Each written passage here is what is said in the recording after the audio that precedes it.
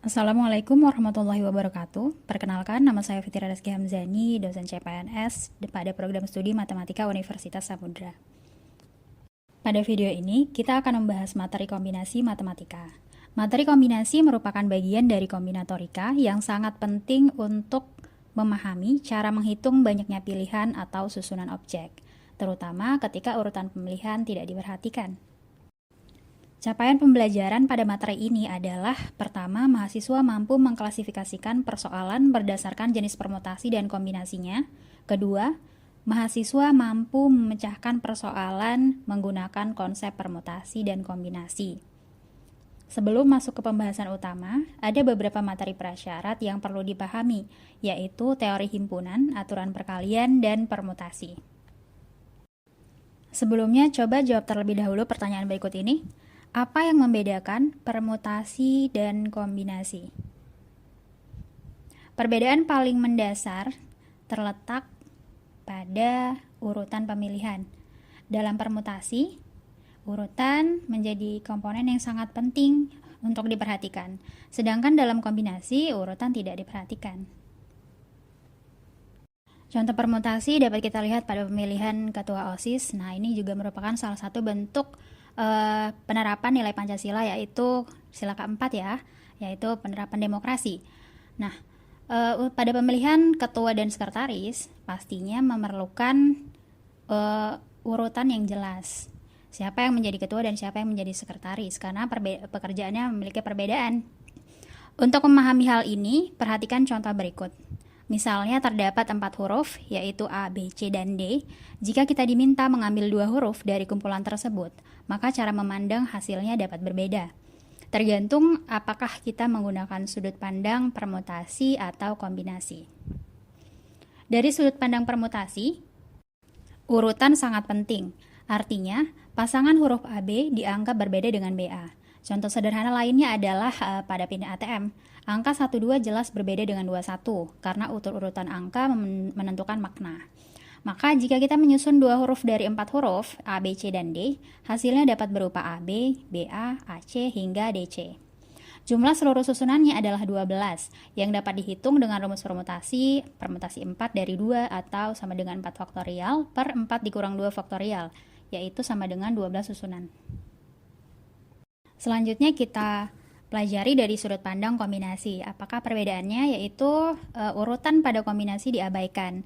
Artinya pasangan AB dan BA dianggap sama karena keduanya terdiri dari elemen yang sama, yaitu A dan B.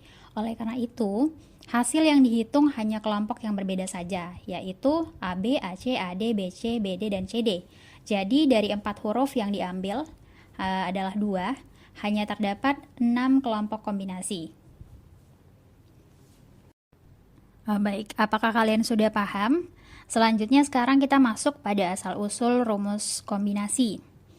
Pada permutasi, setiap kelompok kombinasi muncul beberapa kali karena urutannya dihitung. Misalnya, kelompok AB muncul sebagai AB dan BA. Artinya, satu kelompok yang sama dihitung sebanyak 2 faktorial susunan.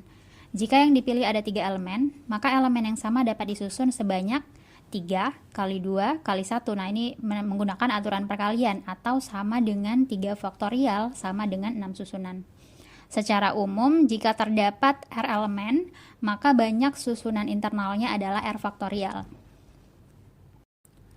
Karena dalam kombinasi urutan tidak diperhitungkan, maka jumlah permutasi harus dibagi dengan R faktorial.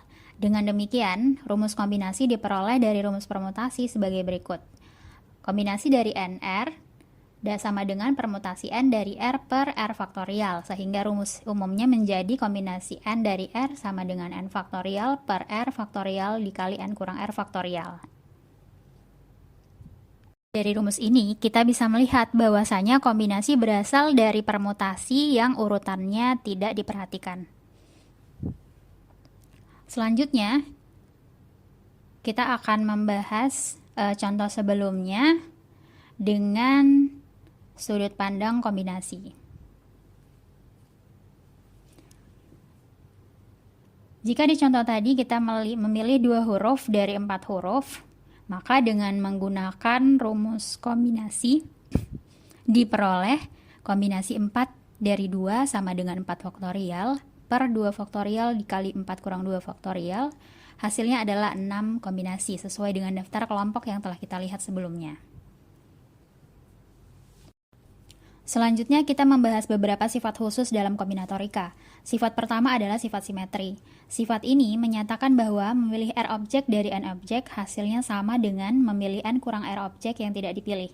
Sebagai contoh, jika ada 100 orang dan kita harus memilih 98 orang, maka proses tersebut sama atau setara dengan menentukan 2 orang yang tidak dipilih. Oleh karena itu berlaku kombinasi NR sama dengan kombinasi N dari N kurang R.